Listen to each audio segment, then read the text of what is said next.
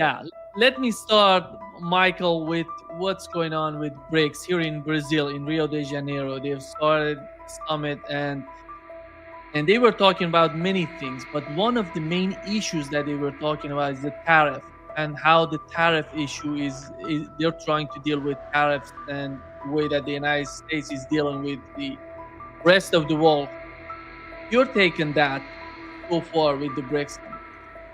Well, I think as far as the response of the BRICS is concerned, they're really Russia and China. Russia's President Putin and Sergei Lavrov have been the most explicit in spelling out exactly what the BRICS need, and for the obvious reasons that Russia and China are the main object of the U.S. attack, which includes the attack on BRICS. I think that the breakaway from U.S. control is made urgent right now because of the actions of Trump's administration.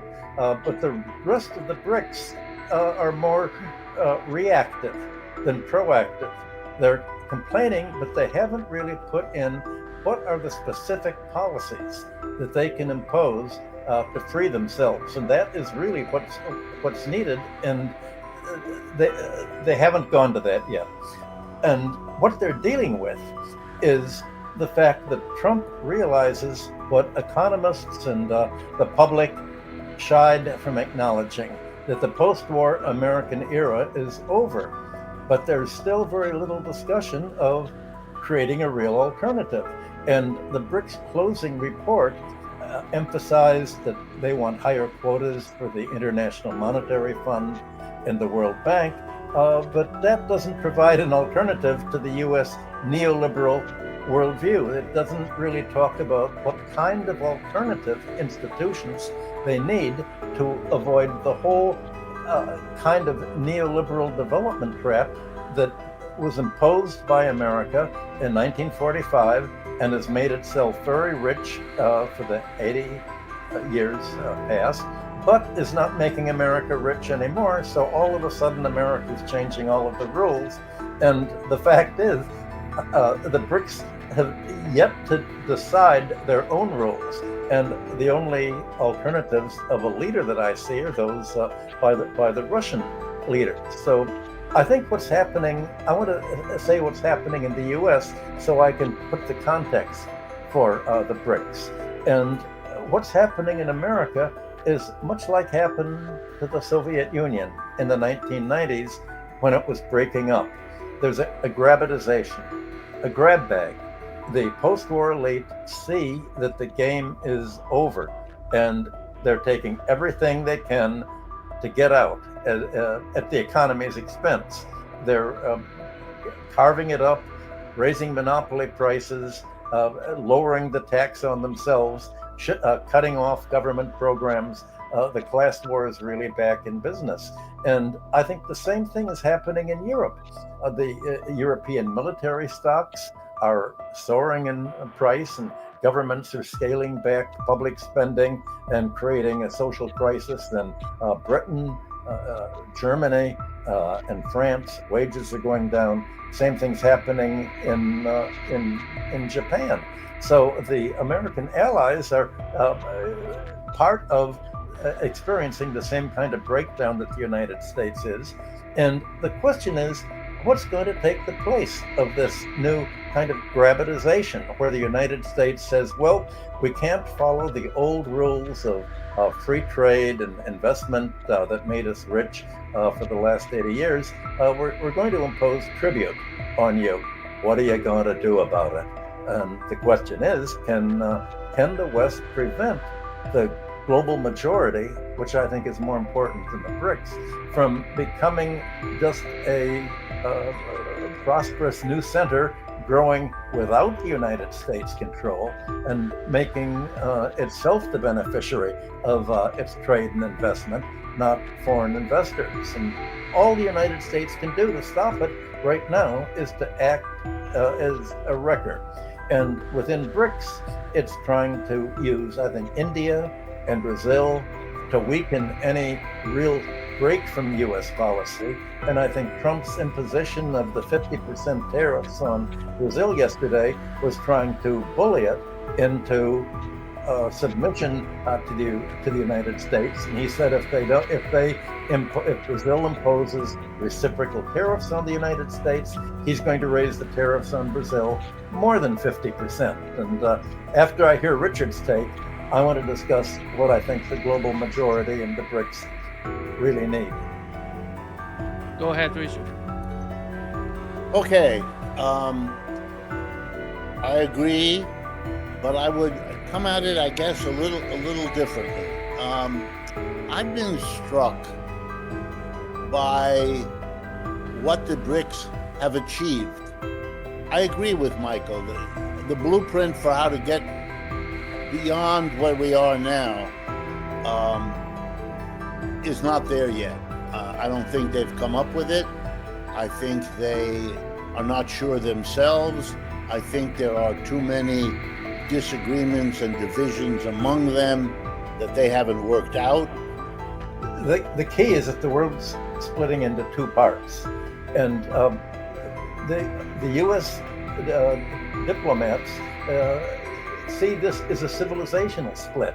They see it as a civilization split, but the BRICS and the global majority aren't treating it this way. There's a break from the past, but they're not looking at the fact that they're in the same position today that Britain and France and Europe was in 200 years ago, when they were trying to free themselves from feudalism, from the fact that there was a hereditary aristocracy charging land rent, all sorts of, and industrial capitalism wanted to free itself from all of this. That's what the BRICS will have to do. I'll say that after Richard finishes what he's saying. Go ahead, Richard. Yeah, so let me point out that we oughtn't to be in a rush. I mean, Michael is right, but it's really only been, whatever it is, 16 or 17 years that we've had the BRICS. The first few was just getting it started. Now they are clearly underway. They have grown in number. They have the two levels of participation, the member and the partner, if I have their language correctly. And they did hit that milestone a week or two ago when the total amount of trade among them crossed the $1 trillion value. And that's an impressive development. And we all have to thank Mr. Trump, because his tariff program has been a tremendous boost on increasing trade among them, since obviously when they trade amongst each other, Mr. Trump's tariffs don't have any impact, at least not directly on what's going on with them. So I'm pretty impressed that, given all of their differences on many, many issues, that they've been able to stay together. The second thing I would argue is the grabization. I like the term, if Michael invented that. Grabbing everything is a good metaphor, but I would like to extend it a little further. The tariff game has a number of benefits to it. Number one, it can exact a certain amount of tribute. Although let's remember, in the end, the tribute is going to be coming from the Americans to a defunct government, and we don't know yet how much of it will be, in the end, funded by the other countries. Mr. Trump loves to talk about tariffs, about what they do to the other country. But the first victim of a tariff are the Americans who have to pay it, not the foreigners. And it's an open question, depending on many variables, as to how much of the tariff the American who pays it will be able to push back on the foreign country to lower their prices to offset the tariff's effect. Some of that will happen, but much of the effect will be the effect of raising prices in the United States. Let me give you one example that became popular 24 hours ago. It turns out that the vast majority of shoes that Americans wear, like 90+%, which are sneakers as well as shoes, are imported. And they're imported mostly from about 6 countries, all of whom have enormous tariffs that have been imposed on them. And the estimate of the American shoe companies is that they will have to raise the prices about 37% to deal with the tariffs of 40 to 50 to 60% that have been levied on many of the countries that produce, for example, shoes. Now, that part of the inflation hasn't hit yet in the United States, but it is being already factored in to the calculations of all of these companies. So I think it's important to understand that the effect of the tariffs in terms of the U.S. versus BRICS or the rest is an unresolved, unknowable at this moment sharing of the process, and not at all difficult necessarily. Third, that the levying of tariffs, and it's clear that Trump understands this part of it, is a way of breaking up any unity, whether it's a unity between, I don't know, Vietnam and China around certain issues, or the unity that the BRICS have established among the members and partners of their thing, because what it does is it encourages the countries to compete with one another for the favor of the United States. So this is clearly divisive for the BRICS. It means that they are perhaps saying one thing while cutting deals with Washington underneath the surface. We will learn about that in the months and years ahead, but it would be naive not to think that that's going on. You can see the impact of that particular strategy because its biggest victim is Europe, where the failure to get together there is because none of those countries trusts the other one in terms of secret deals with the United States. The continent doesn't trust Britain and vice versa. France and Germany do not trust each other. Each one worries that if they go too far in being anti-Trump, he will favor the other ones over them, blah, blah, blah. Europe has been suffering from the failure of how it came out of feudalism with all this nationalist noise has cost them very dearly ever since. And here finally another dimension. If you look closely at what Trump said about the threat to Brazil and the tariff of 50%, the argument he made was that he wants to stop the investigation of Bolsonaro in Brazil by the Brazilians. He's not happy with that. He wants allies over there, and he wants to punish them because of their internal judicial procedures, which is a remarkable rationale for a tariff. I mean, we don't used to see quite that kind of thing. That would have been kept a secret, that was also an objective in all of this. But given the way Mr. Trump works, this all does seem to be a mess of tariffs, interwoven with ideological commitments, interwoven with long-term political goals that are poorly defined and probably not achievable anyway. So I'm driven to do what my friend Yanis Varoufakis does, to find the method in the madness. And I'm glad we're doing that, and we should do it. But we shouldn't forget that there's a lot of madness here and a lot of driven, multiple clashing objectives that are not going to work out. And that'll help us avoid seeing too much logic, too much management. And so I end up not being critical so much of the BRICS, easy though that is to do. Could they do more? Yes. Could they have gone further? Yes.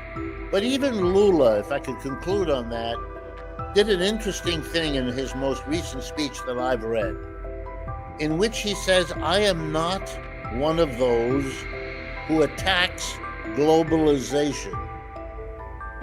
He said the problem wasn't globalization. The problem was, and he doesn't use these words, but I'll put them in his mouth, American imperialism. The United States used a globalized economy to its own ends.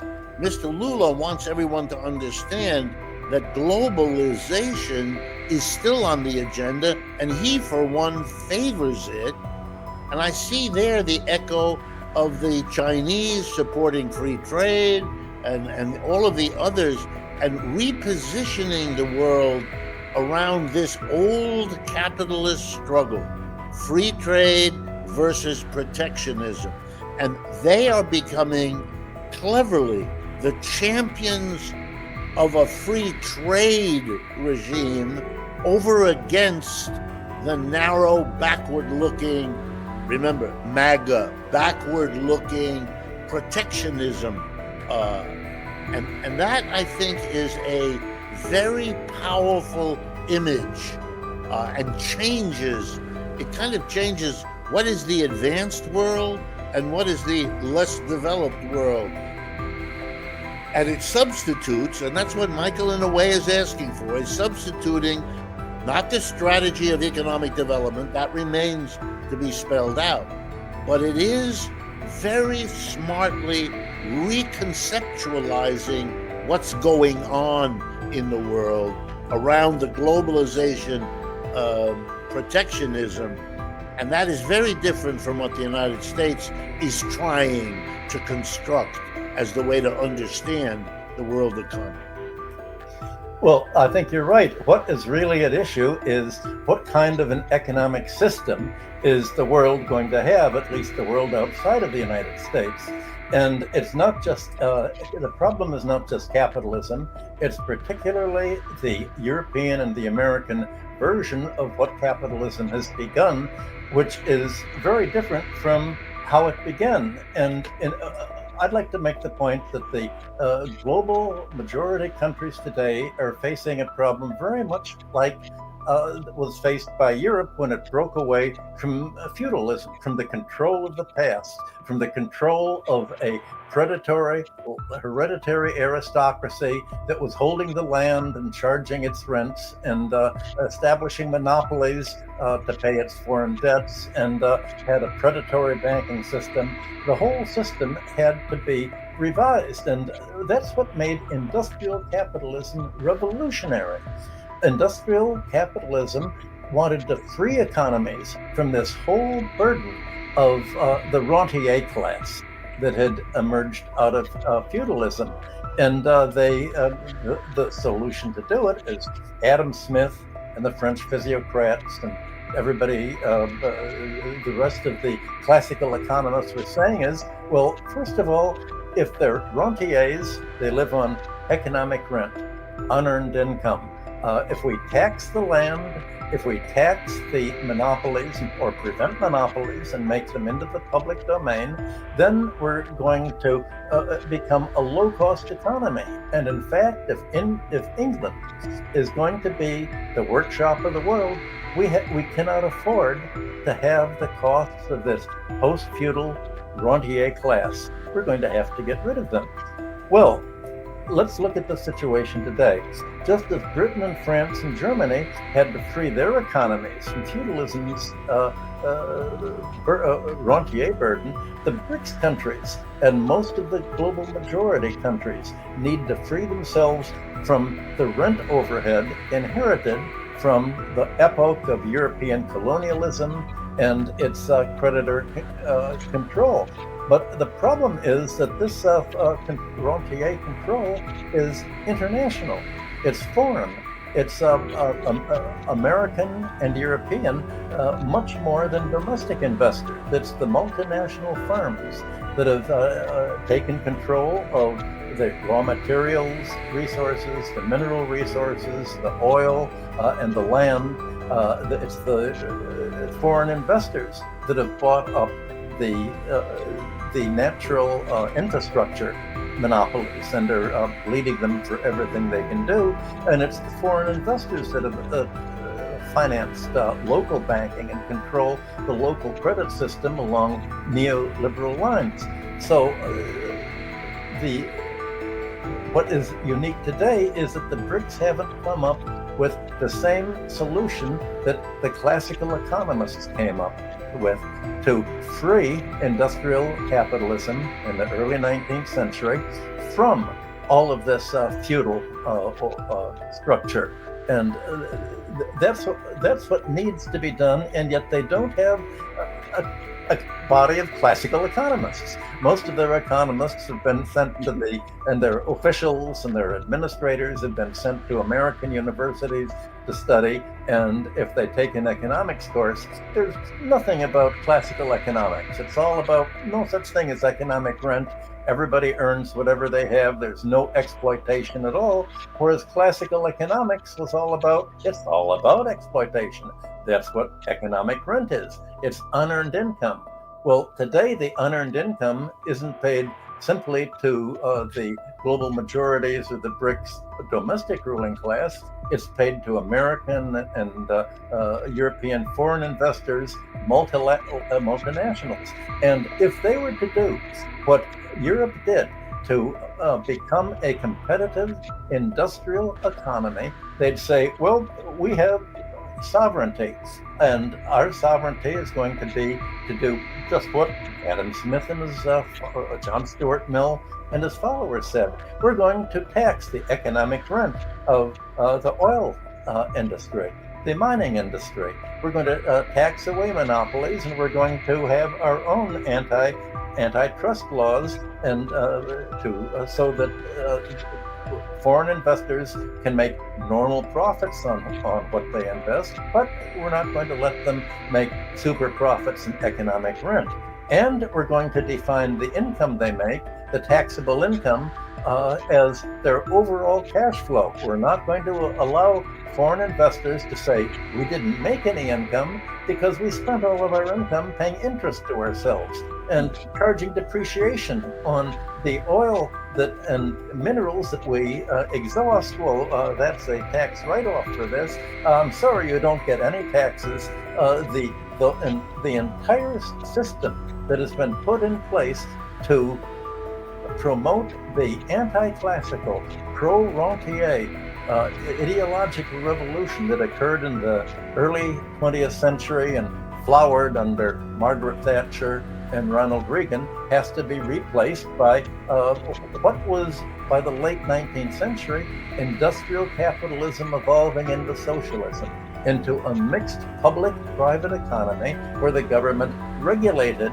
natural monopolies, it taxed away economic rent, and the idea of a free market, as we've discussed before, for the classical economists, was a market free from economic rent, not free for the rentiers, not to have any government taxation or regulation of the economy. So suppose that the BRICS countries said, we're going to develop our industry in the same way that England, France, Germany, and the United States developed their industry, with a mixed public-private economy, blocking economic rent from adding to the cost of production. And if we don't do that, we can't industrialize. And by the way, the other feudal burden we have that is the equivalent of the feudal burden is the foreign debt that we've been loaded down with by the way in which the post-war economic order was created in 1945. The global South countries emerged from World War II with very abundant foreign reserves because they've been selling raw materials to the Allies during the war.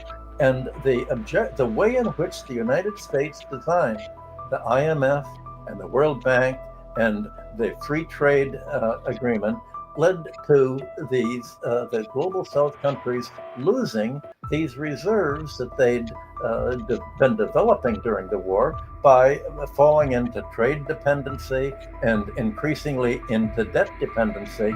All of that has to be thrown away, just as Europe threw away the feudal burden, the feudalism that it had, and the fight against to free themselves from the foreign investment that mainly is coordinated by the United States, as Lula said, is the counterpart to how Europe achieved its prosperity. And you can see, I think, Foreign Minister Lavrov of Russia described a wonderful speech about the need, he said, to establish foreign trade mechanisms that the West will be unable to control, such as transport corridors, alternative payment systems, and supply chains.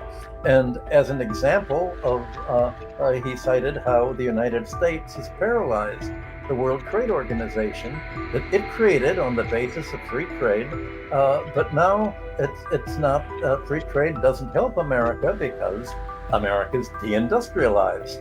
And what Lavrov said, I'll quote, "When the Americans realized that the globalized system they'd created, one built on fair competition, inviolable property rights, the presumption of innocence and similar principles, and which had allowed them to dominate for decades, had also begun to benefit their rivals, primarily China, and they took drastic action. As China started outplaying them on their own turf and by their own rules, Washington simply blocked the WTO's appellate body by artificially stripping it of a quorum. They rendered this the key dispute settlement mechanism inactive, and it remains to this day." Well, what if the BRICS and the global majority countries were saying, what China has done is, in a way, follow the exact logic of industrial capitalism when it was emerging. China's kept property and land in the public domain. It hasn't permitted monopolies to be private. It hasn't permitted a private banking system to financialize the economy and make loans for corporate takeovers and buy up industrial corporations and use their profits for stock buybacks and dividend payouts. China has done exactly what Adam Smith and John Stuart Mill and the industrial capitalists wanted to do, because industrial capitalism was evolving into just exactly the lines that China has been taking.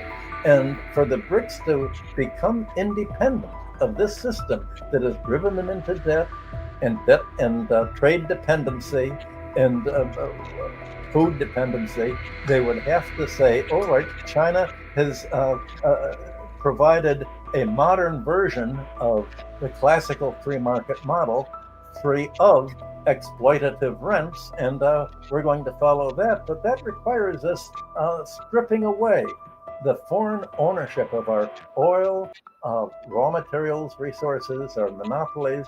And if we can't nationalize them, we realize that's out of the question, at least we can tax all of their unearned income, the unearned income that David Ricardo and Smith and John Stuart Mill and Marx and Veblen, the whole 19th century, spent so much effort defining.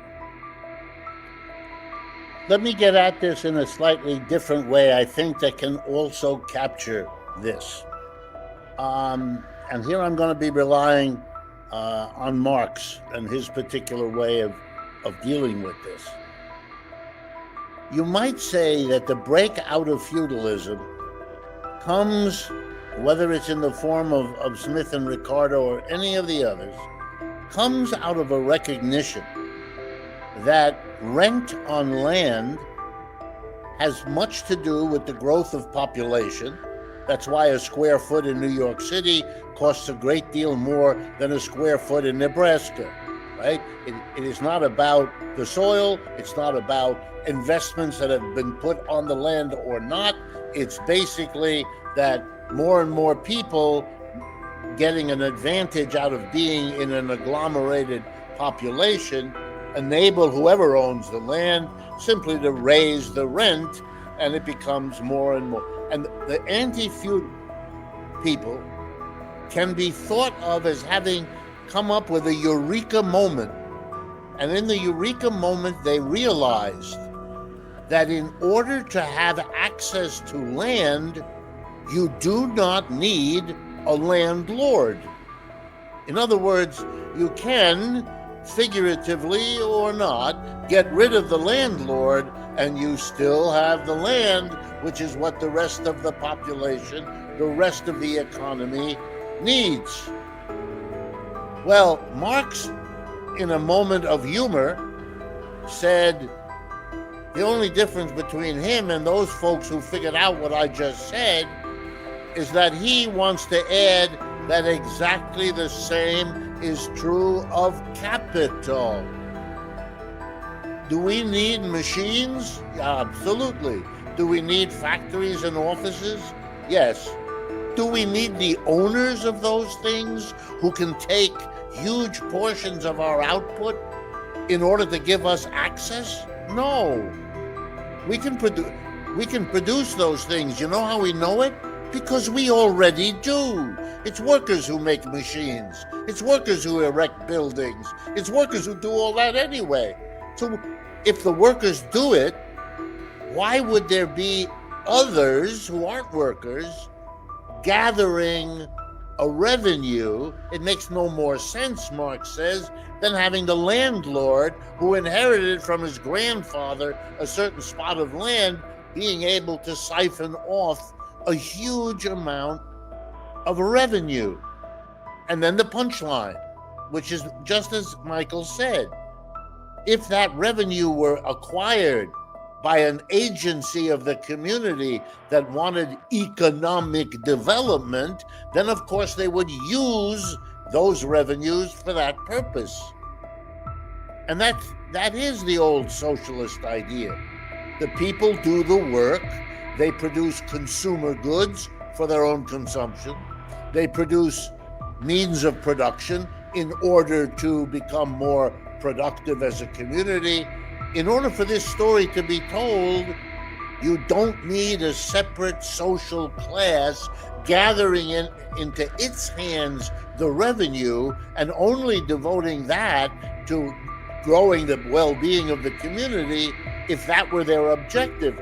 But we know that if there is such a class, capitalism guarantees that the objective they will pursue with the revenue they get is profitability.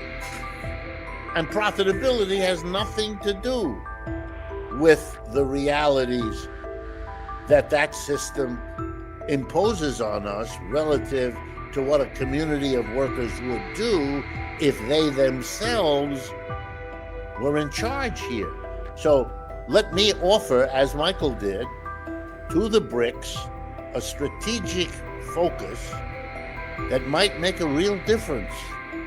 And that is to say that the socialism that they have produced to this point, government with a massive regulatory and ownership, as in China, for example, but that is a step, probably a necessary step, but not a sufficient step. That what you have to do is to take it further. You have to really put the workers in charge, not indirectly, not through electing some, no. You have to, at the base, in every office, in every factory, in every store, put the people who work there in charge.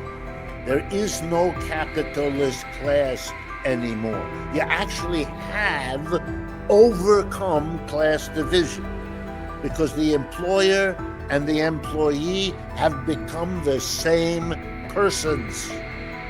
One individual, the other one a member of the collective. And that's what you got.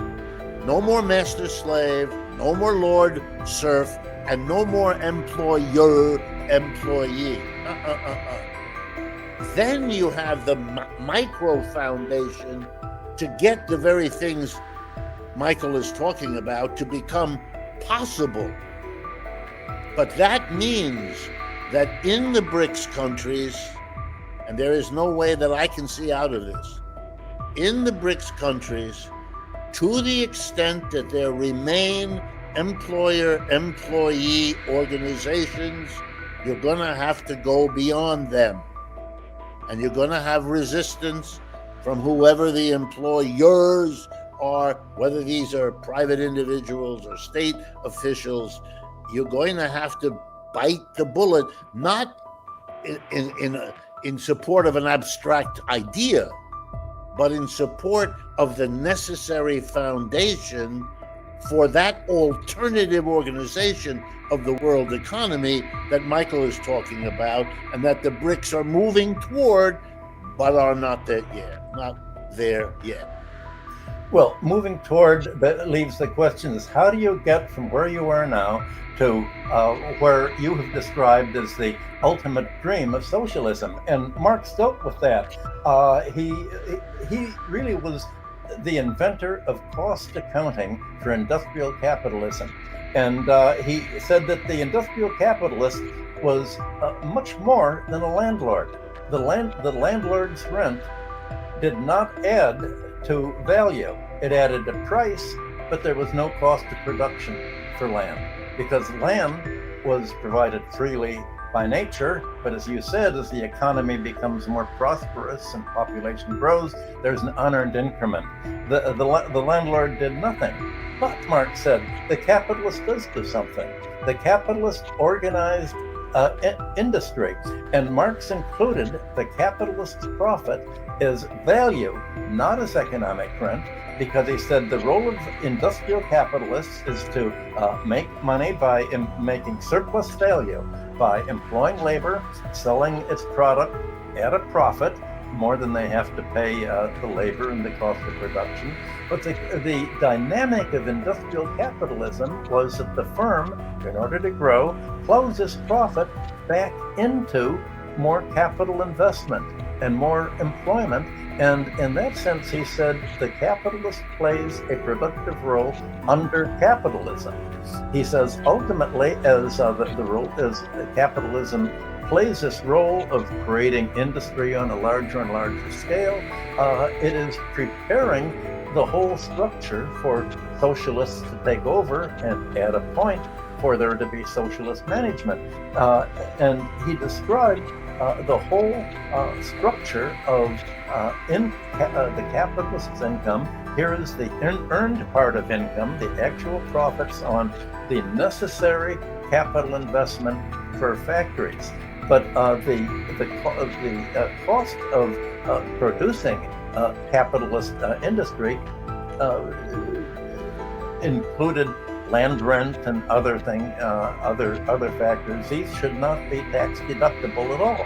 So Marx refined the whole tax ideology of Adam Smith and Ricardo and John Stuart Mill, and made sense of it all, and said that the industrial capitalist was the key to the transition to socialism. And just as China permits private profit-making investment, private capitalism on a small scale to develop, but it doesn't let billionaires develop, and it doesn't let industrial capitalism by its innovative class, which is very innovative, it doesn't let it become financialized and turn into financial capitalism, which has ended up destroying and deindustrializing capitalism in the Western economies. That's the big picture. I think that the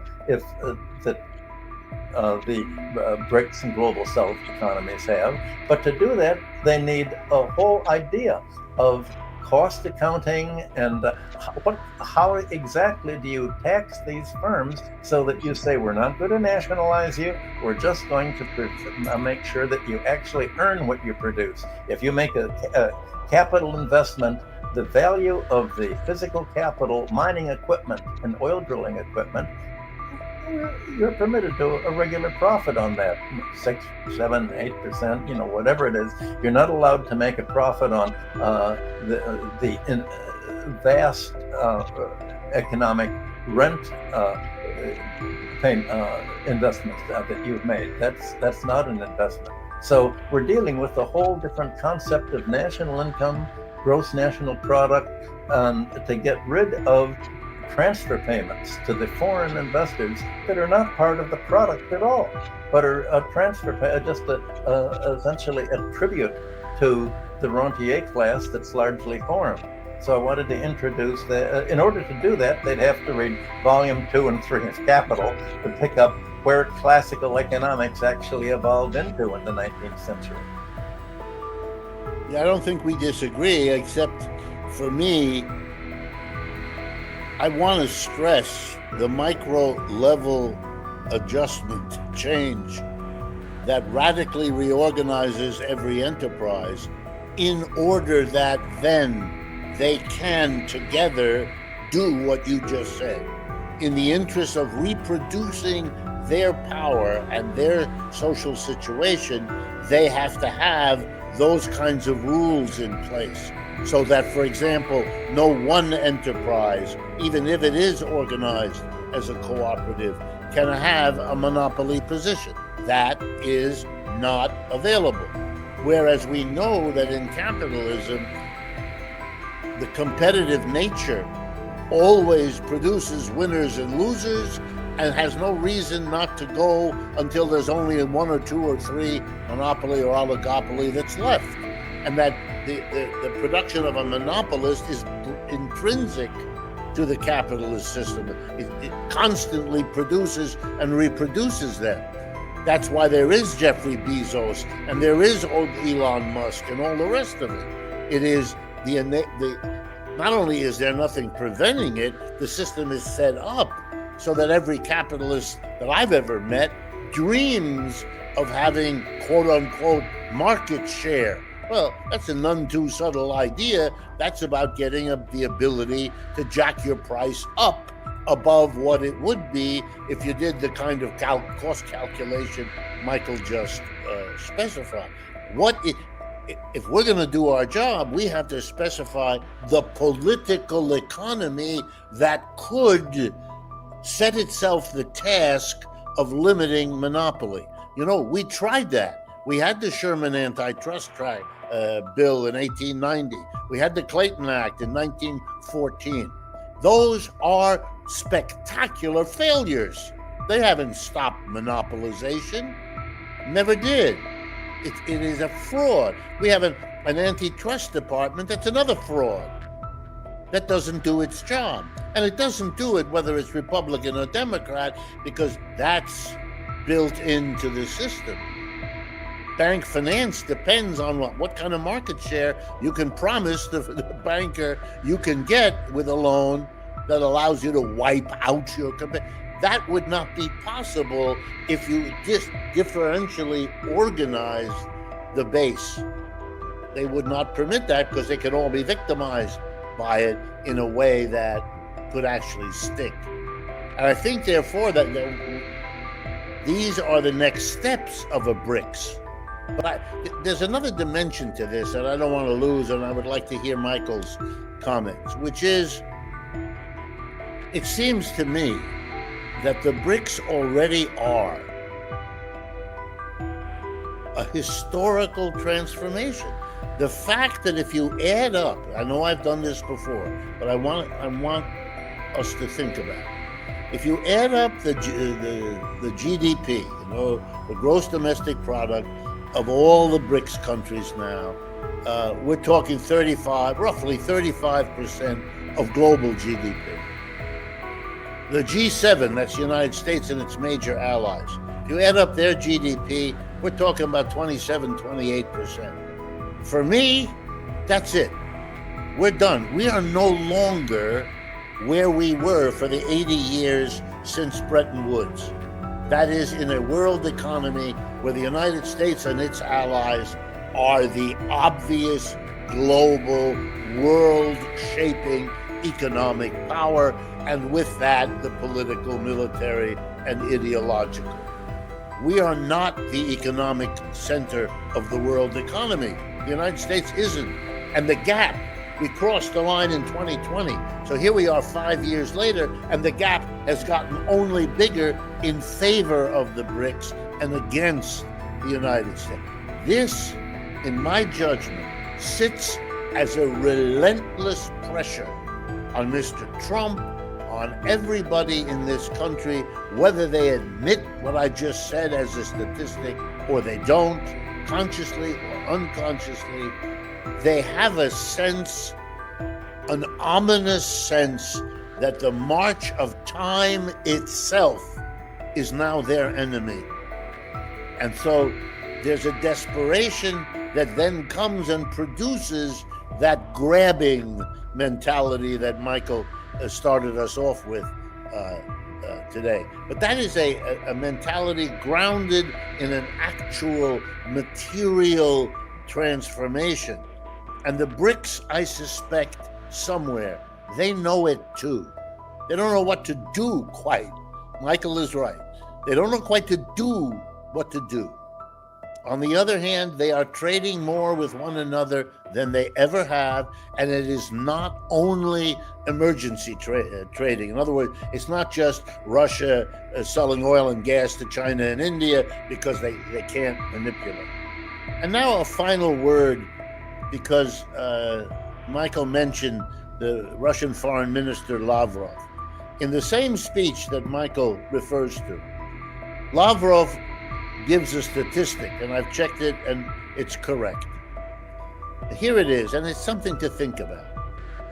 Since the war in Ukraine began, so early 2022, the World Bank, a Western institution created by in the Bretton Woods meetings, has given more money to Ukraine than twice as much as it gives annually to Africa.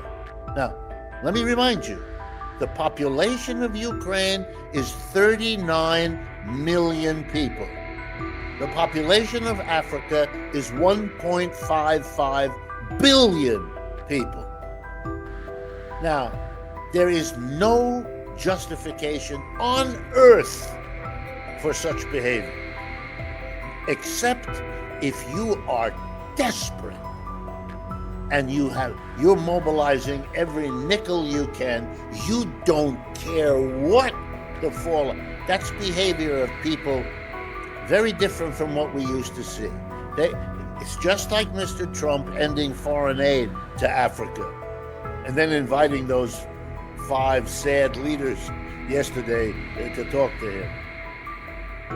Twice as much for the war in Ukraine, the 39 million people affected, then you give annually to 1.55 billion. It is stupefying if you think about it. Think about the economic development message here.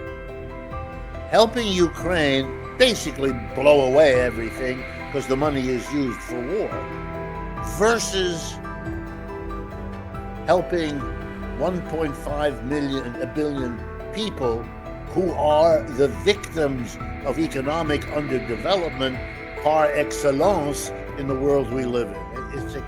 It really is kind of breathtaking. Richard, the population of Ukraine is only 1,000 people. Yeah. These 1,000 people get all of the IMF, all of the World Bank money. That's the population. It's 1,000 people, not the rest of the population. This money doesn't get spent on the population at large. It's to the client oligarchy. That's the key. But I want to go back to what you talked about, the march of time. The question is, how does the American government, that seems to be the most proactive mover right now under Trump, how does it stop the march of time from moving in a direction that is not in the American national interest? How does it prevent the BRICS from developing? That is really what I think should have been the whole focus of the conference in Brazil. And I think the U.S. plan is indeed, as you point out, based on monopoly. And in fact, the head of the Federal Reserve this week made very much the point that you're making about monopoly pricing. He said, Donald Trump is trying to force me to to raise interest rates, to stop the rise in pricing. He's going to try to do that. The rise in interest rates is not caused by money creation. the rise of interest rates has nothing to do with money creation. Companies are realizing that there is no antitrust enforcement at all, that they can just gouge and gouge and gouge their customers. The grocery stores are gouging. Everybody's gouging the customers. That's what he said, and of course that's right. And on the largest scale, I think how is the U.S. going to survive as a monopoly country, imposing of all the rest of the BRICS and the rest of the world to its monopoly rights and the related rentier privileges that are uniquely favorable to itself on the whole world's trade and investment? Well, Trump's America wants to make other countries dependent on America's information technology, its internet platforms, its military technology. It wants to become itself the great monopoly power over other countries. And that's the only, if it can't achieve its dominance by industrialization, it can achieve it by post-industrial monopoly capitalism that turns out to be the final stage of finance capitalism in this case. And so for Trump and for the United States, the rule of law is based on one that permits unilateral U.S. demands to impose trade and financial sanctions, dictating how and of foreign countries how they can trade and invest with each other.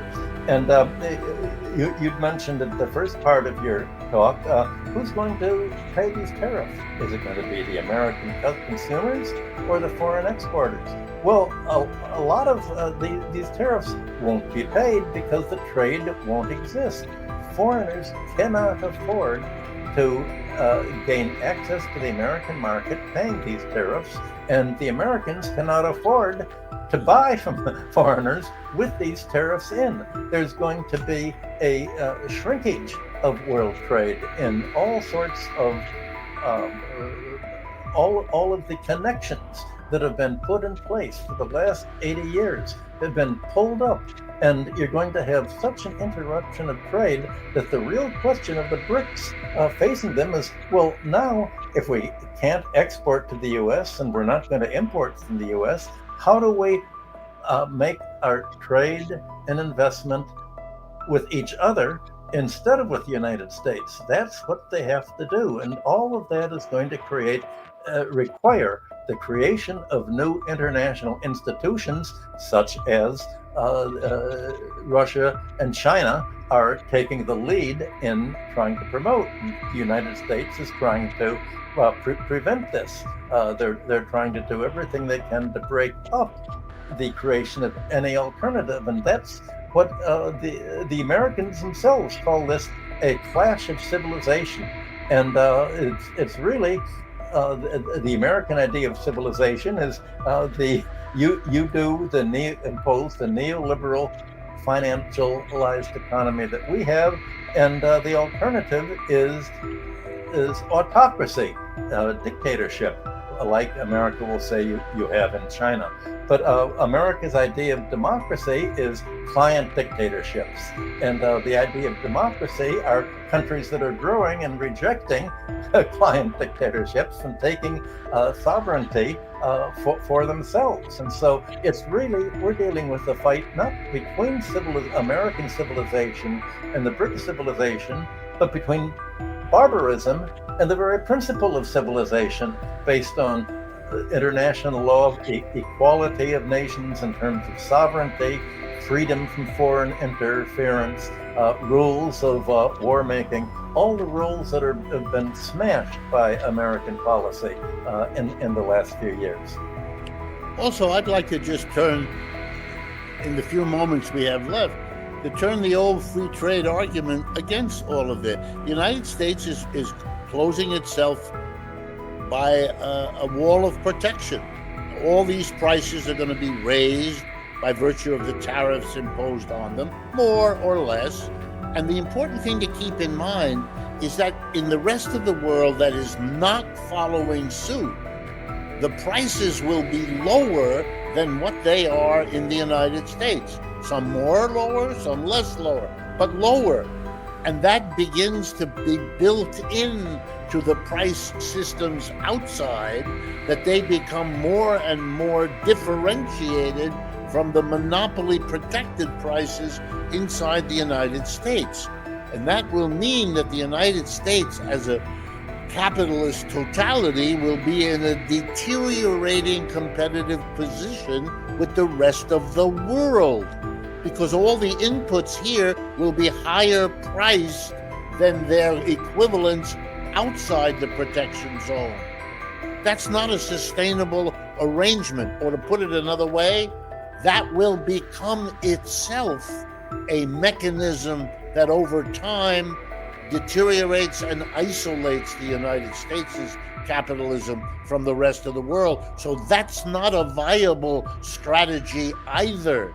It may look in the early moments of Mr. Trump throwing it around as some kind of remarkable innovation, but we all know that the history of capitalism is the history of oscillations between free trade and protection. We are not the first one to go through that. And the protection phase, which comes when free trade doesn't work, turns always out to be a dead end. In fact, that's why we go back to free trade again, because we have a revulsion against the problems of a protection. So this is not discovering a new solution. This is hankering after an old one that we should have learned doesn't work. Well, this disparity in prices is exactly what Britain was dealing with 200 years ago. It saw that other countries had a natural price advantage because they could grow, for one thing, they could grow their food and produce raw materials much less expensively than Britain. So what did Britain do? Apart from reforming its own economy to lower its costs, it said, we're going to colonize these countries and we're going to invest in them. And if we can take ownership of their advantages, ownership of their land to produce food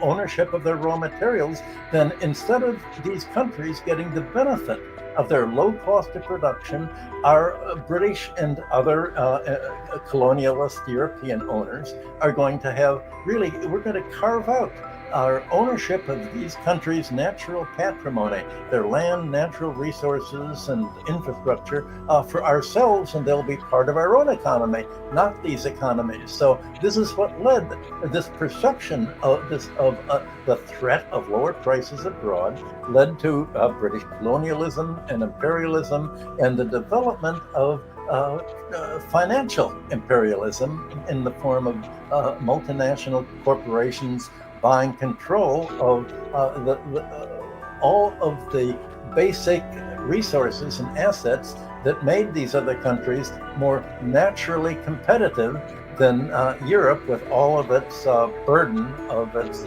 aristocracy and all of the burden that it had.